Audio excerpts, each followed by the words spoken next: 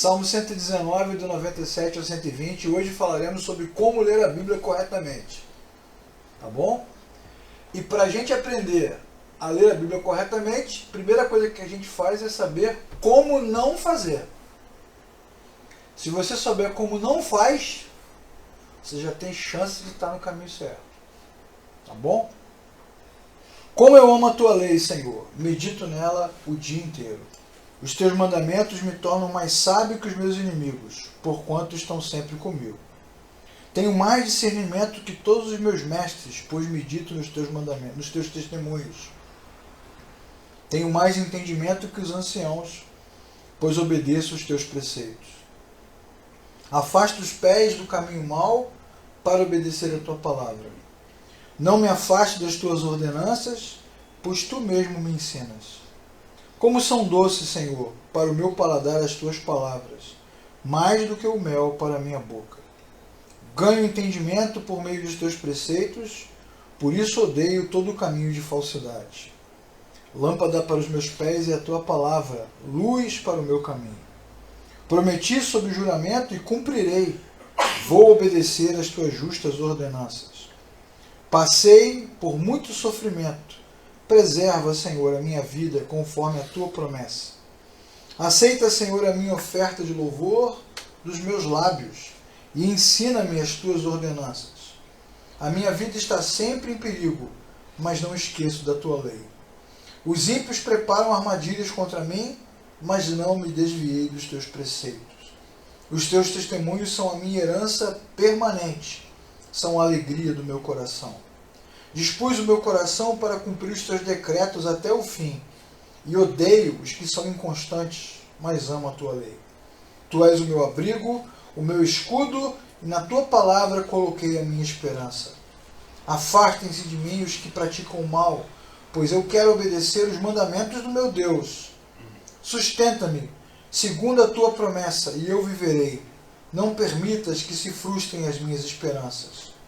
Ampara-me e estarei seguro. Sempre estarei atento aos teus decretos. Tu rejeitas todos os que se desviam dos teus decretos, pois os seus planos enganosos são inúteis.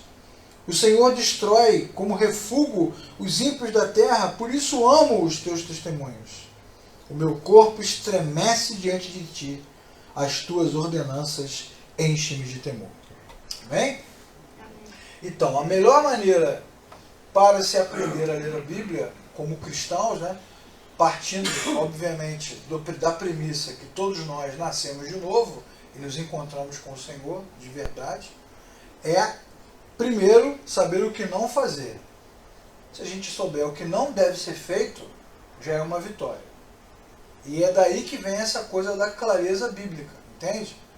Tudo que envolve clareza, lucidez, olhos abertos, espírito conectado, mente conectada, tem a ver com entendimento. Quando a Bíblia fala de entendimento, ela não está falando de sabedoria profunda, né, coisas assim extraordinárias, espetaculares, ela está falando disso.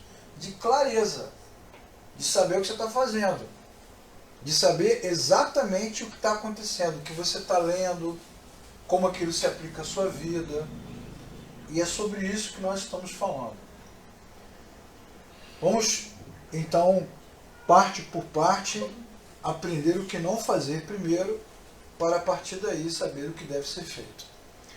Primeira coisa que a gente não deve fazer nunca, jamais, é tratar a Bíblia como se ela fosse uma mina. Acontece quando você entra nas minas ou nas cavernas, você não sabe onde aquilo vai dar, se vai ter uma saída, se você vai encontrar alguma coisa. É uma busca no meio do nada. É uma busca com esperança por algo que surja, por algo que apareça diante de você.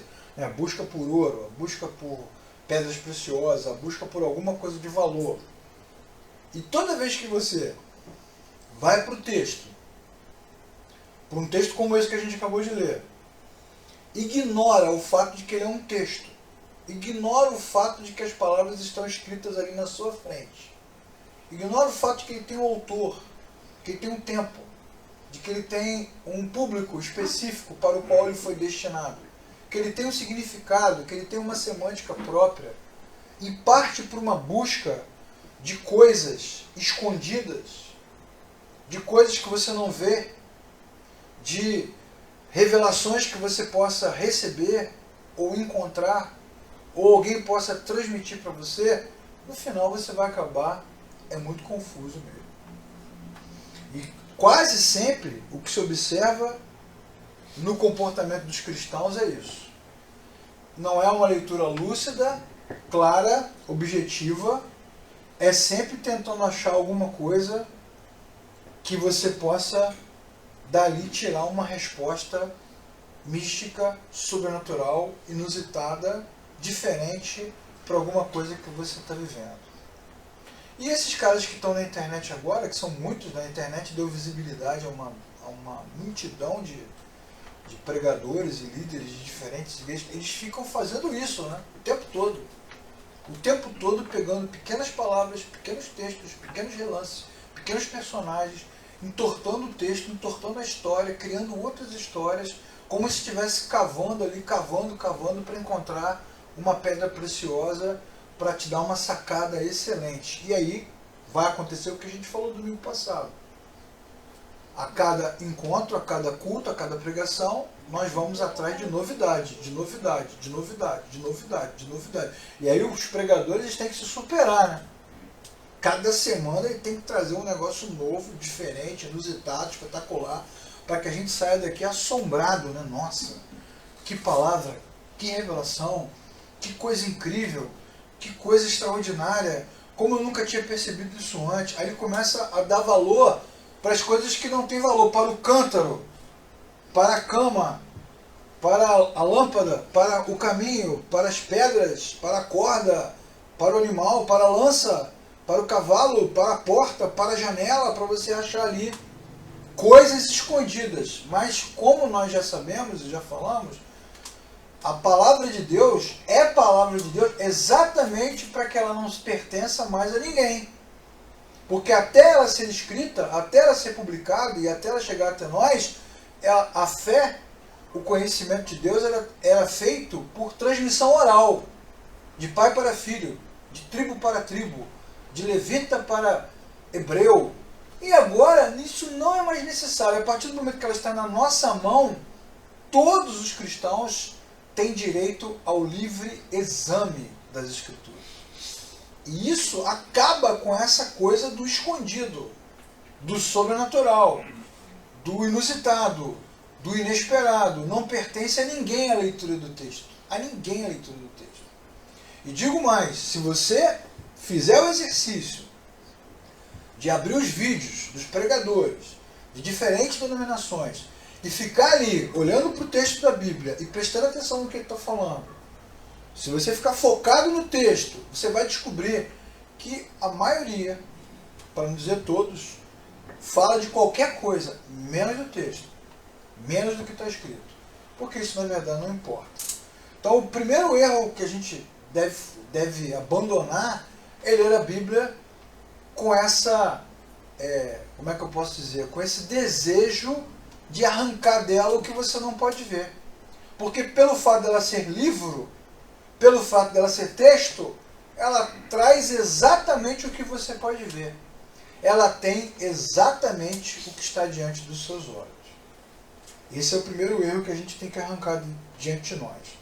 A segunda coisa que nós temos que arrancar da nossa vida, o segundo erro, que é comum entre os cristãos também, é a leitura do texto numa abordagem heróica. Ou seja, olhando para os personagens bíblicos como se eles fossem membros de um hall da fama, como se eles fossem pessoas fora do nosso mundo, sobrenaturais, extraterrestres, fora dessa realidade, capazes de superar obstáculos impensáveis, como se fossem personagens da mitologia grega, por exemplo, como Hércules, vencendo grandes batalhas, derrotando grandes seres, superando coisas impossíveis. E é daí que vem essa coisa do gigante espiritual. Gigantes espirituais, gigantes da fé. Heróis da fé. Tem um livro da CPAD que se chama Heróis da Fé. O livro é ótimo. O título é que não é muito bom não. Mas o livro é muito bom.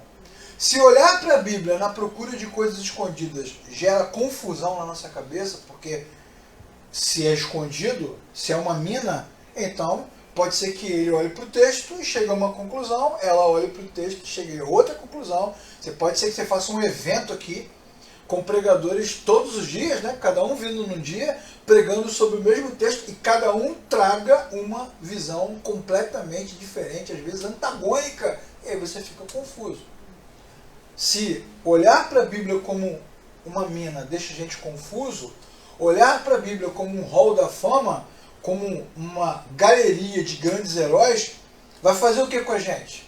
Vai gerar desespero, porque quando você olha para o personagem, quando você olha para o que aconteceu, quando você olha para aquela realidade, você pensa assim, sabe quando é que eu vou conseguir fazer isso na minha vida? Quando, irmãos? Nunca. Nunca vai acontecer. Mas como? Esse cidadão aqui orou e o sol parou. Quem é esse cara? Thor? Não, é um personagem. Esse outro aqui lutou sozinho contra um exército inteiro. Esse outro aqui fez o machado flutuar. Esse outro aqui, como? Impossível! E aí o que as lideranças fazem? Elas acabam levando a nossa leitura a uma leitura heróica, né? Uma leitura épica, e aí você começa então a receber essa expectativa, né? Porque aí começa a massificação da mensagem. Você pode, você consegue, você isso, você aquilo outro. E aí o que acontece? Quanto maior a expectativa, irmãos, maior o quê?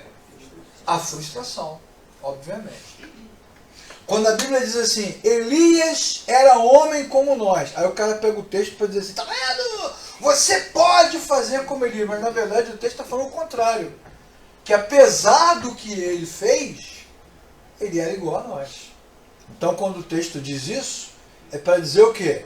Que na verdade, no fundo, não foi bem ele que fez. Quem fez? Foi Deus que fez. Toda abordagem heróica, ela é desesperadora. Porque você acaba entrando num loop de ansiedade, você acaba se sentindo não abençoado por Deus, não escolhido por Ele de alguma forma, acaba se sentindo inapta para ser cristão, porque está num padrão muito elevado, muito acima da nossa capacidade. E, além disso tudo, e o pior de tudo, é que a gente acaba tirando de Deus a glória. Porque o que dá glória a Deus, o que exalta o Senhor, o que coloca Cristo no lugar de grandiosidade, de magnificência, é o fato de que esses homens e mulheres que fizeram grandes coisas, fizeram porque Cristo fez através deles.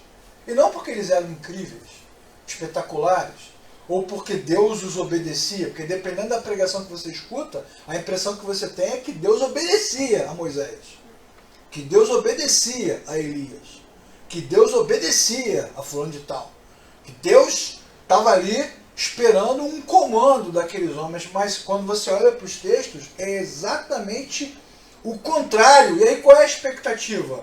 É que você é capaz, que você pode, e que esses caras devem ser imitados. Então nós voltamos para as nossas casas, não temos muralhas para derrubar, nem leões para enfrentar, nem fornalhas, mas temos os nossos problemas, as nossas dores, as nossas dívidas, as nossas doenças, as nossas crises, e vamos descobrindo que não sabemos como lidar com essas coisas. Não sabemos como lidar. Pior do que isso tudo é você perceber que a vida é mais aleatória do que a gente possa imaginar. Ela é totalmente aleatória, inclusive nos textos. Se nós não fôssemos cristãos, não conhecêssemos o poder de Deus, a grandeza de Deus, a soberania de Deus, como Deus se revela, nós ficaríamos perplexos ao observar como as coisas são aleatórias. Jeroboão, por exemplo, quando o reino de Israel é dividido, ele é um rei aleatório. Ele não é de família nenhuma, de lugar nenhum, não pertence a nada, apareceu de repente e virou rei de 10 tribos de Israel. Maria e José também são personagens aleatórios.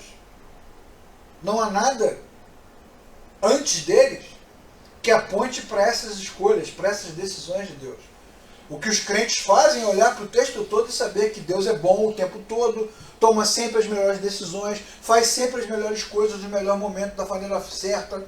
que ele tem um pensar acima da nossa capacidade de perceber, que o seu plano redentor é incrível, que o seu conselho eterno é fora da nossa percepção, e aí o nosso coração se aquieta por confiar em Deus. Mas a coisa é muito aleatória. Na prática, quem viu Ruth, quem viu Davi, quem viu acontecer, quem estava lá, ficou muito tempo sem entender o que está acontecendo. O que está acontecendo? O que Deus está fazendo? Para onde ele está indo? Então a beleza do Evangelho, a beleza das Escrituras, a beleza da Palavra de Deus, a beleza do plano redentor, é exatamente isso, irmãos. Somos pó, somos falhos, somos completamente frágeis, muitas vezes a nossa vida é aleatória, muitas vezes tomamos as decisões erradas, mesmo assim, por graça, Deus continua do nosso lado. Amém, irmãos? Amém. E às vezes realiza em nós e através de nós coisas inexplicáveis, porque Ele é capaz de realizar, não porque a gente conseguiu. Nós vemos isso o tempo todo, a gente vê isso até, por exemplo, num culto como esse. Uma reunião começa totalmente aleatória, ninguém saiu nada, não previu nada, escolheu aqui as músicas na hora, juntaram aqui as pessoas que tinham que juntar hoje, que também é aleatório, né? Tudo aleatório. Se vierem todos ao mesmo tempo agora, nem cabe mais. Até a nossa reunião ficou aleatória. Aí se reúne hoje, justamente hoje ele escolheu aquelas músicas ali. E aí, vou botar mais aleatório. Vamos imaginar que o Davi teve um problema, né? Teve uma indigestão, comeu demais no final de semana, não conseguiu sair de casa, ficou preso lá passando mal. E aí eu chego para Deise, eu estou desesperado, Davi não está aí, vem cá, canta. Aí ela vem, nervosa, estressada, assim, caraca, muito tempo que eu não canto, tô perdida. Aí quando ela pega aqui, tudo aleatório, dá um clique, o clique de Deus, Deus aperta um botão, Deus fala lá no seu conselho eterno, na minha ilustração bem absurda agora, né? Deus fala assim, vou fazer funcionar, aperta o botão e de repente tudo funciona. Ora, irmãos, quem está há muito tempo na igreja, já viu isso acontecer várias vezes. Muito tempo, de repente tudo funciona. A mulher começa a cantar, ela abre a boca, parece uma sereia. O instrumento funciona, o som fica puro. Os irmãos começam a cantar, o outro é quebrantado. E ela escolhe as músicas aleatoriamente, e ele começa a chorar. Era a música que eu precisava. E o outro, nossa, eu estava falando disso hoje. Olha, porque é Deus, irmãos. Mas aí a gente pega esse processo e faz o que no domingo que vem? Ela vai cantar. Vira processo. É a mesma banda. E ela pensa assim, não, eu tenho que fazer daquele mesmo jeito. Uma música lenta primeiro, depois eu dou uma acelerada, porque foi assim que funcionou. Mas é mais aleatório do que a gente imagina. Não há heróis entre nós, irmãos. Entre nós só Cristo será glorificado. Uma terceira coisa a se considerar é o fato de que a palavra de Deus também não é um manual de regras, de normas a serem seguidas. Como se os rabinos fossem mais sábios do que nós, como se os hebreus tivessem um conhecimento mais puro do que nós. Agora vocês veem, nós estamos aqui, né, no século XXI, temos Bíblias de todos os tamanhos, de todas as versões. Nunca uma geração foi tão abençoada como a nossa geração. Todo tipo de publicação, com todo tipo de comentário possível. Comentário alemão, comentário americano, inglês, latino-americano. Livros estão sendo resgatados da Reforma, século XVII, século XVIII, publicados. Só no meu aplicativo aqui deve ter umas 50 versões de Bíblia diferentes, 60, com comentário. Nossa, tudo espetacular. Nós deveríamos ficar felizes. Mas aí chega um camarada qualquer e diz, não, porque no tempo tal, o rabino tal, no século tal, no lugar tal, entendeu diferente como esses textos devem ser seguidos há centenas e centenas. E aí a gente que está aqui, com o texto na mão, com a graça de Deus do nosso lado, Deus do nosso favor, nos ajudando, nos suportando, nos abençoando, a gente começa a dar valor a coisas que não existem, coisas que são muito antigas, coisas que nós nunca acessamos, nunca vimos, pessoas que nós nunca conhecemos, e achamos que eles sim sabiam como servir a Deus. Os puritanos sabiam mais do que nós, os reformadores sabiam mais do que nós, o pessoal do período monástico sabia mais do que nós, a igreja primitiva, né? esse texto de Atos 2, 42 a 47, se reuniam num só coração e compartilhavam todas as coisas e ninguém faltava nada. O cara pega aquele texto ali, transforma numa regra para dizer como nós devemos nos comportar. E para dizer que aquele texto é o texto padrão, modelo de toda a igreja para tudo sempre. O interessante é que naquela passagem de Atos 2, 42 a 47, ela nunca mais se repete, nunca mais acontece nada igual aquilo, nem no Novo Testamento, nem nas igrejas da Ásia, nem na Europa, nem em época nenhuma da história você vê uma narrativa parecida com aquela. Aí eu prefiro desconsiderar o fato de que Deus agindo de uma forma soberana e sobrenatural, para considerar que os caras tinham regras, normas, um roteiro de comportamento, de vida que fazia com que a fé deles funcionasse melhor. Então nós começamos a ler a Bíblia para dizer, né, 7 passos que Gideão deu, 10 passos que Ruth deu, 8 passos que Moisés deu, 9 passos que fulano deu, para dizer assim, esse camarada que orou. Por que Deus ouviu a oração de Ana, irmãos, em Samuel? Vou dizer para vocês aqui, primeiro, Ana fez isso, segundo, Ana fez aquilo, terceiro, e eu começo a procurar regras,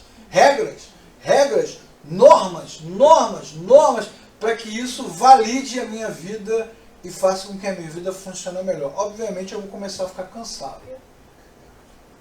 Vou começar a ficar cansado porque eu vou começar a produzir uma vida que não é a minha vida. Não é a realidade que eu vivo agora. Então, ler a Bíblia como uma fonte de regras também é um jeito de me levar por um caminho equivocado. Em quarto lugar, irmãos, ler a Bíblia como um manual de instruções no sentido de que ela serve para que eu consiga tomar qualquer decisão, comprar uma casa, arrumar um noivo, uma noiva, né? Mudar de trabalho, escolher a tinta da parede. Qual a tinta que nós vamos pintar aqui agora? Vamos abrir a Bíblia, irmãos, vamos ver qual é a tinta. E, obviamente, nessa busca por roteiros que me levem a soluções práticas, eu vou começar a viver uma vida ansiosa. Eu vi outro dia o camarada falando no vídeo, né? Ele falou assim, irmãos, a Bíblia tem resposta para tudo. Para tudo que você quiser, a Bíblia tem resposta. Claro que não, irmãos. A Bíblia fala de um assunto só. O plano redentor de Deus. O Criador criou, a criatura caiu, mas o Criador não desprezou a criatura e a redimiu pelo poder que há em Cristo Jesus. E esse texto todo, de Gênesis a Apocalipse, mostra que esse Criador tem para esta criatura uma eterna esperança nas suas mãos. O restante, ao redor, as histórias, os personagens, os afazeres, o dia a dia, são situações, circunstâncias publicadas no texto que nos ajudam a aprender como esse caminho da redenção vai seguindo. Não é sobre nós, é sobre Deus. Não é sobre a minha vida pessoal, é sobre Cristo. Como Deus redime a criatura com o seu poder o tempo todo. Mas os caras são insistentes. Né? Eles ficam catando no texto porções que possam nos dizer se você pode ou não pode fazer uma tatuagem. Se você pode ou não pode raspar a cabeça. Se você pode ou não pode, né, andar de carro conversível. Ou de carro flex. Carro flex é de Deus ou não é de Deus? Então o camarada começa... Nós temos um amigo nosso aí, X qualquer, que toda semana o que sai na mídia ele publica no texto.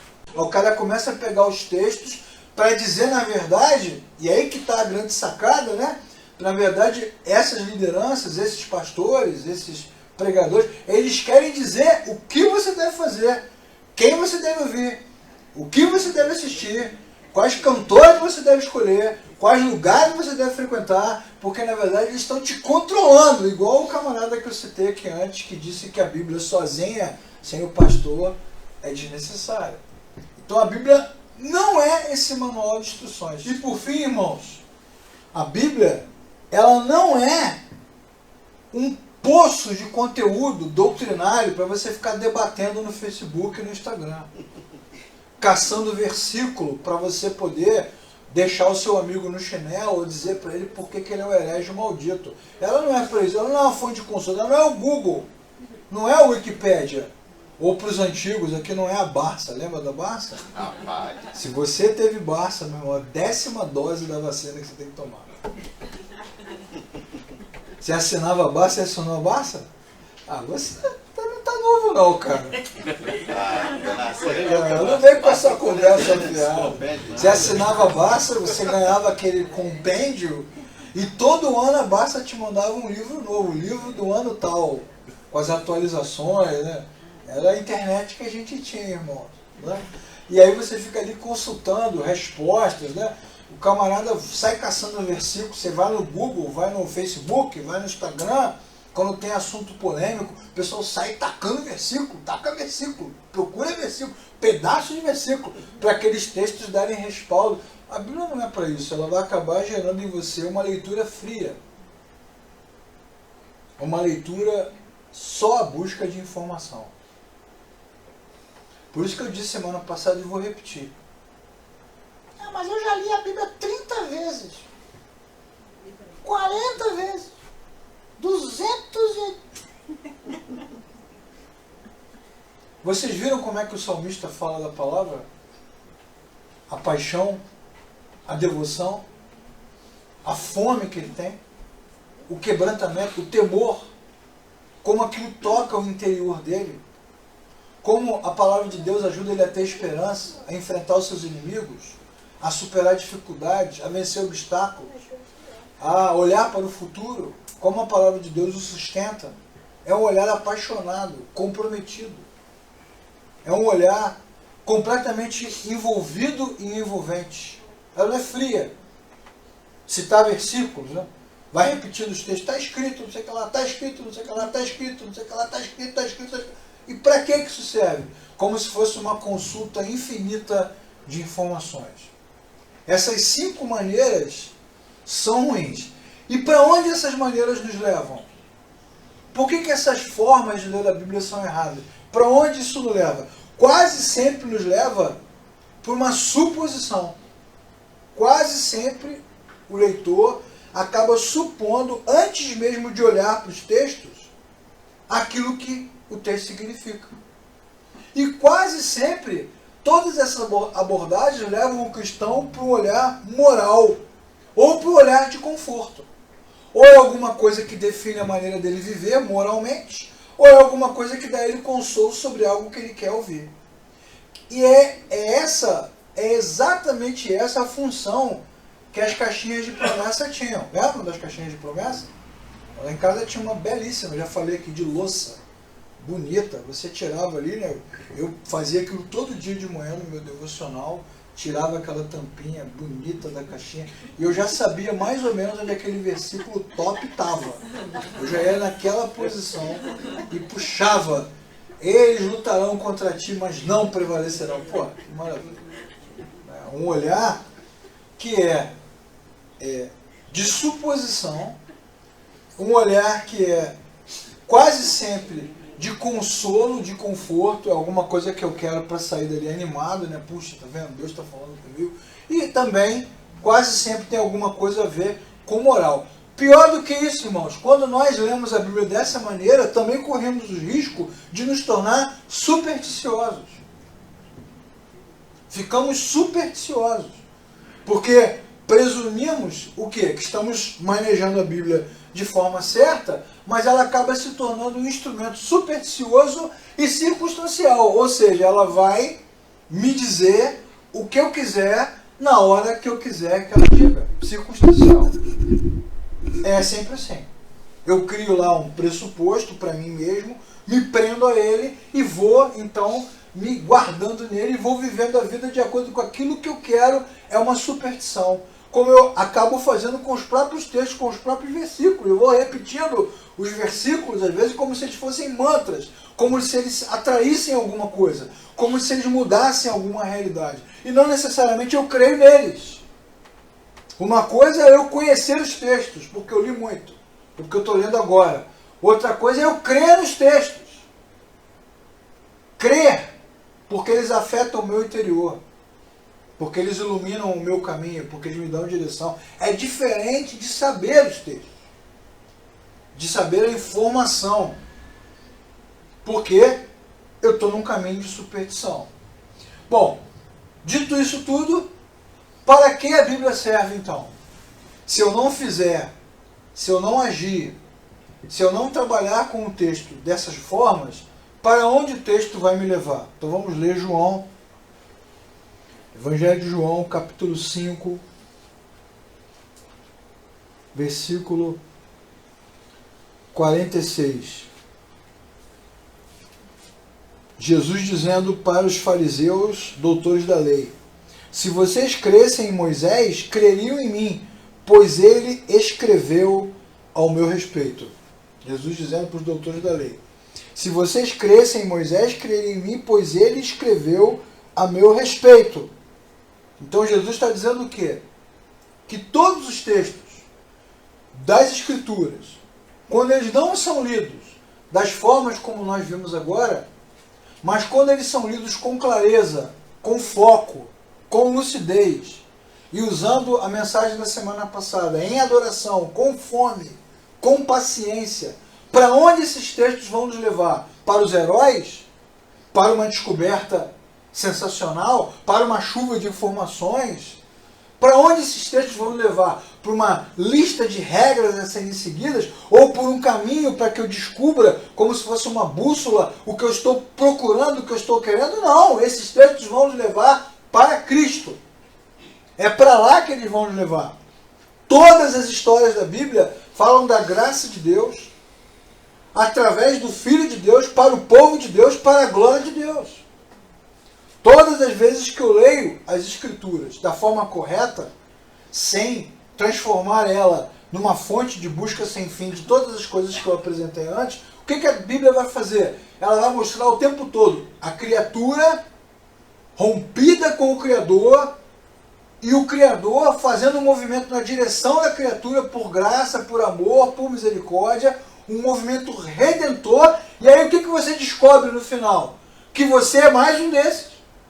Que a Bíblia tem Adão, Moisés, Abraão, tem lá os juízes, tem os hebreus, tem os israelitas, tem os discípulos, tem todo mundo. Todos eles experimentaram a graça de Deus, e você também. E que eles experimentaram a graça de Deus nos tempos que eles estavam vivendo, e nós do tempo em que estamos vivendo. Não importa se o cara derrubou muralha ou se você é professora. Não importa se o cara estava na cova dos leões ou se você está fazendo entrega de Uber. Não importa se o cara estava flutuando na nuvem, fazendo um machado flutuar da água, e você está apenas pagando os seus boletos. O mesmo Deus que agiu na vida dessas pessoas é o Deus que age na sua vida. Da mesma forma, com a mesma graça, com a mesma misericórdia, com o mesmo poder, com a mesma presença, com o mesmo cuidado. Não há diferença entre essas pessoas e a nossa vida. Nenhuma diferença. São histórias diferentes, em contextos diferentes, que devem ser analisados de forma específica, de acordo com a realidade de cada um. Mas a Bíblia vai apontando o tempo todo para Cristo, porque todos esses camaradas aqui falharam, caíram, erraram, retrocederam, muitos abandonaram a fé, outros ficaram pelo meio do caminho, vários e vários foram rejeitados por Deus. Então, o que torna eles parecidos conosco? A graça de Deus, a graça de Cristo. Não importa o que aconteceu com Moisés no deserto, ele se revoltou, ele se aborreceu, em muitos momentos, em vários momentos, em quase todos os momentos, ele foi fiel, ele foi manso, ele foi incrível. Em poucos momentos ele errou, ele se desesperou, ele ultrapassou e foi rejeitado por Deus. E agora? E quando estivermos na eternidade? Você, Moisés, Abraão, Elias, todos iguais, todos do mesmo jeito, todos tratados, todos transformados, todos redimidos. Entre nós, só Cristo é o Rei. Amém, irmãos? Só Cristo é o Senhor. E mais nada. E mais nada. E mais ninguém. A Bíblia não é sobre heróis. Ela não tem discurso motivacional. Ela não é sobre homens. É boa notícia, é boas novas. É sobre Cristo, sempre. Não é sobre nós. O que vai fazer por nós. O que Deus quer de nós. O que Deus quer para nós. O propósito que Deus tem para nós. Já falamos sobre isso aqui. É sobre Cristo, sobre o que Cristo é, o que Ele representa, que ele faz na nossa vida e nos reconecta com o Criador. Reconecta ricos, reconecta pobres ricos e reconecta pobres pessoas comuns. Não importa, diante de Deus são todos iguais. É sobre Cristo. Agora, obviamente, é claro que para que a gente tenha esse entendimento, o ego tem que cair, né, irmãos? Porque o ego, né, o homem interior, ele é arrogante e ele acha que sabe de tudo. Para entender o que a palavra traz, o que significa, o que representa, o ego tem que cair. Tem que ter humildade. E a arrogância não tem a ver com diploma, não. A arrogância tem a ver com a humanidade. Às vezes a pessoa não sabe nada, nem fala direito, é arrogante pra caramba. E tem o sábio também que é arrogante. Tem o doutor arrogante, tem o comum arrogante. Tem o doutor humilde e o comum humilde. O ego tem que cair. O ego tem que cair. Já não contei aqui várias vezes que eu estou dando aula no seminário. Tudo que você fala, o aluno rebate. Tudo que você diz, o aluno responde. Tudo que você explica. Aí eu digo para os alunos, mas vocês não são alunos? Vocês são professores? Sairei da sala, irei à secretaria, me matricularei, voltarei, sentarei aqui e aprenderei com vossas excelências. Porque vocês sabem tudo. Nossa, nem precisa de curso. Fecha o curso. Que isso, professor? Que isso não? Ora, humildade, pô. Você pode saber pra caramba. Muito. Muito. Mas você sempre vai encontrar alguém que sabe mais do que você. É óbvio. Então, imagina, você se matriculou num curso, vai ficar detonando o professor. Vai para a faculdade, vai ficar detonando o professor, a professora. Porque você quer mostrar. Perde a oportunidade de aprender, de ouvir, de assimilar algo novo. É o que acontece com os arrogantes, sempre. Perde as oportunidades, perdem as chances de avançar. E isso falando da educação, falando do trabalho, falando das coisas da nossa vida. Agora imagine quantas oportunidades nós já perdemos, irmãos, diante das Escrituras, por ter o coração arrogante, por ter o ego inflado, por não ir para a Bíblia com o coração humilde. Humildade de perguntar, pelo menos. Humildade de perguntar. Perguntar. E é a coisa mais comum do mundo. Não, mas está escrito na Bíblia. Água mole, pedra dura, tanto bate até que fora. E você pergunta, mas irmão, onde você... Ali! Então me mostra o texto. Eu vou mostrar. E fica ali 1 hora, 2 horas, 3 horas. Eu não sei onde está, mas eu sei que tem. Não sai do salto. Não desce. É o ídolo do ego. É o ídolo da arrogância, do próprio coração. Qual a atitude certa diante das Escrituras? Já falamos sobre isso aqui. Adoração, fome, mastigação, paciência. Qual a atitude certa diante das Escrituras, irmão? Dizer a si mesmo que você está ali para ouvir de Deus, não para ouvir a si mesmo. Ensinado, desafiado e até repreendido por Deus através da verdade da sua palavra. Essa semana, não sei se vocês viram, eu postei um vídeo na fanpage da Verdade de Graça do Dr. Russell Shedd. Vocês assistiram? Dr. Russell Shedd, um camarada incrível, que já não está mais conosco. Aquele vídeo é antigo. Ele está ali explicando, né, os lugares que ele foi. Vários livros que nós compramos no seminário, ele conta no vídeo que ele estudou com os caras. Ele fala, estudei com fulano, estudei com Beltrano, estive lá no seminário. Ele contando as experiências dele. E junto com aquele vídeo, eu postei um outro vídeo em várias redes do Dr. Luiz Saião, que é um outro cara top, especialista, responsável por várias traduções, explicando no vídeo, calmamente, é uma entrevista que eu fiz com ele, explicando por que das versões, por que de determinados textos, como é que a gente deve ler, explicando como um professor, humildemente. Sabe que é os comentários que tem embaixo? O pessoal chamando ele de arrogante. Ele é arrogante! Ele acha que sabe tudo! Ele acha que só ele sabe! Ah, mas se ele estudou pra caramba, quem são os que sabem? Só ele que sabe! Deus usa qualquer um! É a mítica e a mística e a loucura da religião.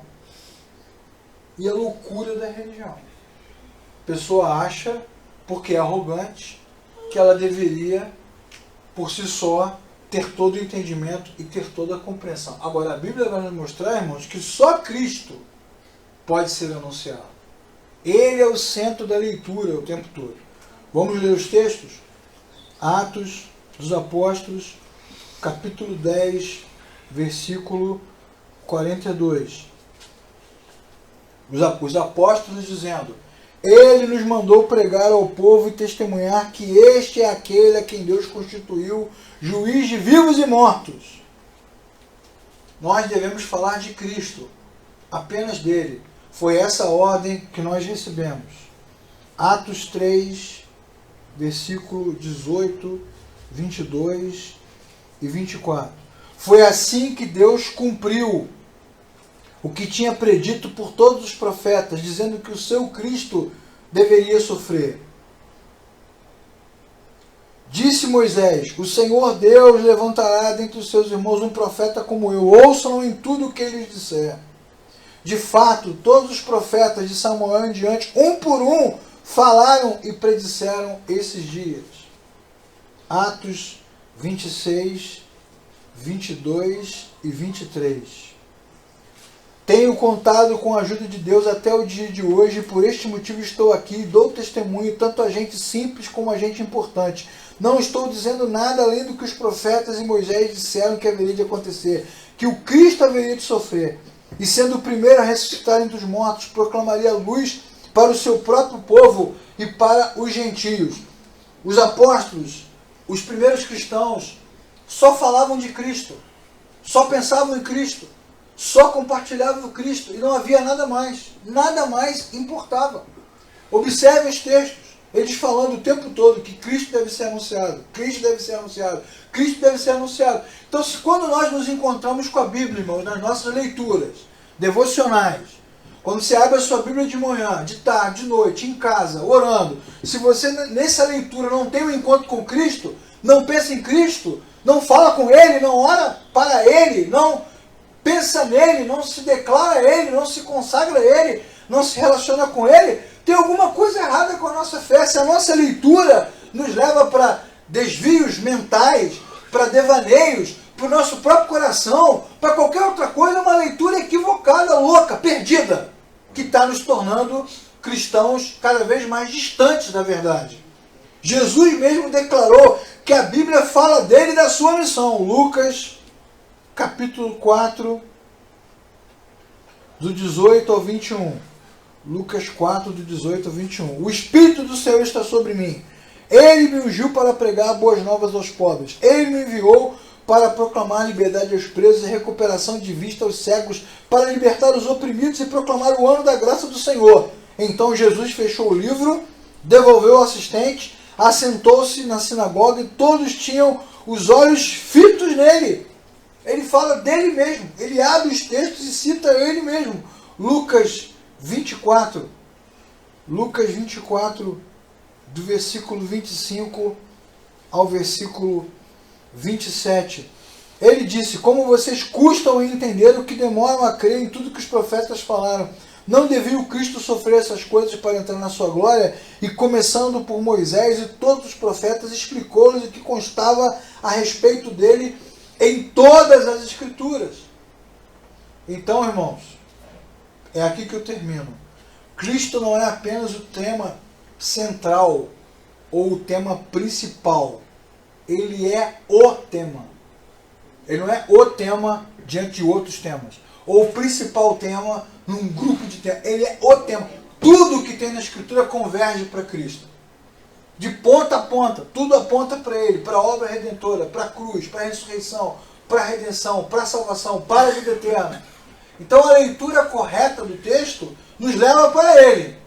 Então você poderia dizer agora: mas eu não tenho conseguido ler dessa forma. Toda vez que eu leio, eu olho para os textos e penso nas minhas dificuldades, dos meus problemas e tento encontrar respostas para as coisas que eu estou vivendo e soluções para os meus dilemas.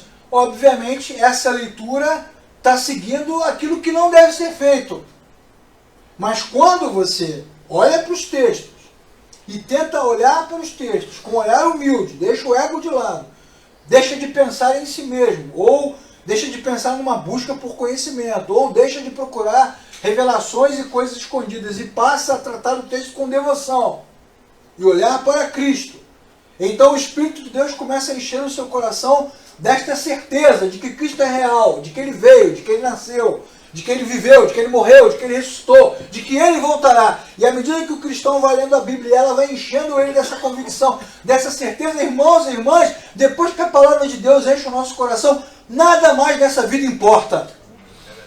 Nada mais dessa vida nos assusta, nada mais dessa vida é importante para nós, se torna essencial, porque Cristo vai enchendo a nossa vida e vamos percebendo que de fato não somos mais cidadãos dessa terra, somos cidadãos de uma pátria para a qual nós estamos indo, para a vida eterna com Ele. À medida que vamos deixando de lado essa leitura paralela que desvia a nossa atenção, que nos distrai, e vamos procurando Cristo, aí sim o nosso coração vai encontrando o verdadeiro refrigério, porque nesta vida, pasme o que eu vou te dizer, não haverá refrigério. Esse refrigério que as igrejas prometem, que os pastores proclamam, que os profetas declaram, que os cristãos buscam, nesta vida não haverá, porque o que tem de refrigério para nós, irmãos, nos aguarda no porvir. Nesta vida haverá dias em que vamos sorrir, haverá dias em que vamos chorar, mas seja como for, da mesma forma como Cristo esteve com todos os personagens, Ele também está conosco. Essa tranquilidade, essa paz, essa vitória incrível que as pessoas procuram e prometem e proclamam e espalham, ela não existe. Ela é falsa.